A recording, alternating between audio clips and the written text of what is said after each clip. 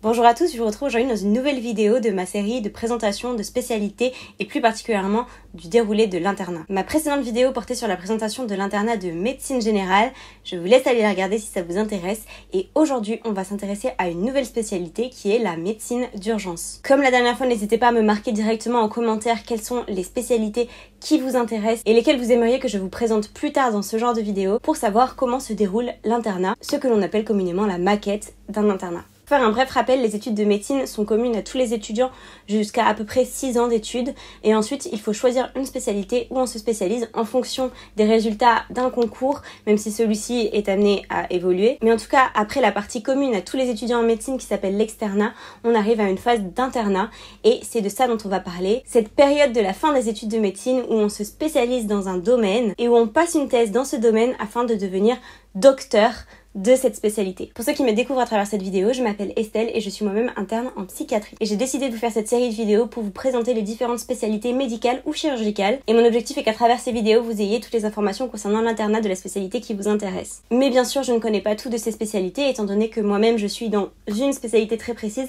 et je ne connais pas exactement le fonctionnement de toutes les autres spécialités. Mais à travers ces vidéos, je vais vous partager les recherches que j'ai effectuées sur ces différentes spécialités afin de vous les présenter le mieux possible, mais bien sûr je n'ai pas la prétention de dire que je sais exactement comment se déroule parfaitement l'internat, c'est juste à titre indicatif. Aujourd'hui, comme vous l'avez vu dans le titre, on va s'intéresser à la médecine d'urgence. L'urgentiste assez classiquement travaille dans un service d'urgence à l'hôpital, que ce soit en CHU ou dans un hôpital de périphérie, mais il peut aussi exercer avec le SAMU, service d'aide médicale d'urgence, ou au SMUR, service mobile d'urgence et de réanimation, ou encore travailler en tant que médecin régulateur quand on appelle le 15. Bien sûr, ces différentes activités peuvent un peu s'entremêler et à ma connaissance, un médecin qui travaillerait dans un service d'urgence hospitalier peut également faire à côté du SMUR. C'est une spécialité qui est hyper polyvalente parce que bien sûr il peut y avoir des urgences dans tous les domaines, pour tout type d'organes. Donc un urgentiste va par exemple recevoir un patient aux urgences pour un problème X, l'évaluer, évaluer la gravité. Parfois il va devoir faire hospitaliser les patients dans des services de médecine ou de chirurgie. Parfois le problème peut être réglé à l'instant T, donc il y a un retour à domicile avec poursuite de la prise en charge par le médecin traitant. Il y a différents grades d'urgence, tout dépend de la situation. En tout cas, cette spécialité est en général appréciée pour sa diversité de diagnostics, de prise en charge. Maintenant, c'est quand même un rythme qui est assez soutenu et qui ne convient pas forcément à tout le monde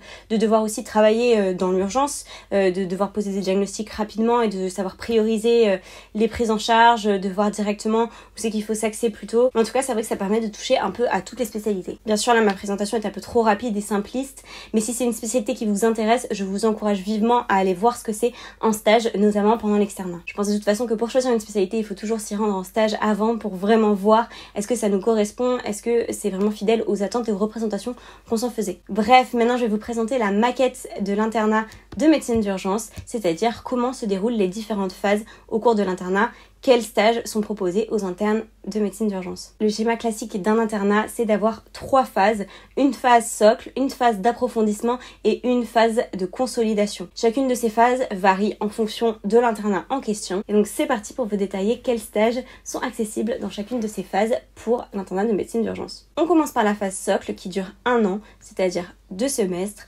avec donc 2 stages de 6 mois. Pendant sa phase socle, un interne de médecine d'urgence doit obligatoirement passer par un stage aux urgences, un stage en médecine polyvalente post-urgence ou un stage en médecine interne, gériatrie aiguë par exemple. Ensuite, on a la phase d'approfondissement qui dure 4 semestres, donc 2 ans. Et là, parmi les terrains de stage où il doit passer, on retrouve notamment les urgences pédiatriques ou de la pédiatrie générale, le SAMU ou le SMUR, un stage de réanimation, que ce soit de la réanimation médicale ou chirurgicale, et encore un stage libre, donc là, l'interne choisit dans quelle spécialité il veut se rendre. Enfin, arrive la phase de consolidation qui dure 1 an et qui correspond au docteur junior. Cette phase de consolidation dure 2 semestres avec passage dans un stage de SAMU-SMUR et un stage d'urgence adulte. Voilà le récapitulatif des stages dans lesquels il faut passer pendant l'internat pour devenir urgentiste. Et il faut savoir qu'au cours de ces 8 semestres, donc 8 stages, il faut être passé dans au moins 4 stages qui se font en CHU. Par ailleurs, il est aussi possible de faire des FST, donc des formations spécialisées transversales, afin d'être un peu surspécialisé dans un domaine. Les FST qui sont proposés pendant l'internat de médecine d'urgence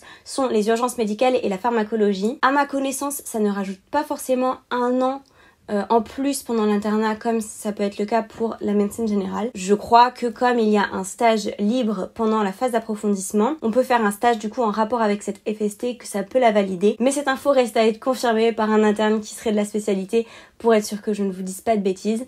En tout cas, voilà à peu près les principaux éléments concernant la formation pour devenir urgentiste. Et pour être officiellement docteur en médecine d'urgence, il faut avoir passé sa thèse avant la phase de consolidation, donc avant le docteur junior. Voilà, je vous ai partagé concrètement tout ce que je sais sur l'internat de médecine d'urgence. J'espère que ça vous aura donné une représentation assez fidèle de ce qu'est cette spécialité et de quel est le parcours à l'internat pour pouvoir exercer par la suite le métier d'urgentiste. Si vous avez des questions, encore une fois, marquez-les dans les commentaires. Peut-être que je n'aurai pas la réponse, mais que quelqu'un d'autre qui regarde cette vidéo aura des éléments de réponse à vous apporter.